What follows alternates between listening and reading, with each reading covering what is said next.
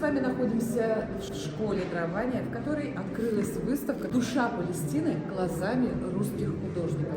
И сегодня вы все увидите собственными глазами. Открывал выставку представитель Императорского православного палестинского сообщества в России, доктор права, академик Международной академии Европа-Азия Аль-Балуи Басам Фатхи и заслуженный работник культуры Чувашской республики. Эта выставка уже 4-я по счету в нашей республике. 3 из них прошли в столице, в городе Йошкар-Ола. За 2 года в России эта выставка была показана уже 54 раза. На открытии присутствовали работники образования, культуры, представители администрации, общественные и политические деятели, мэр города.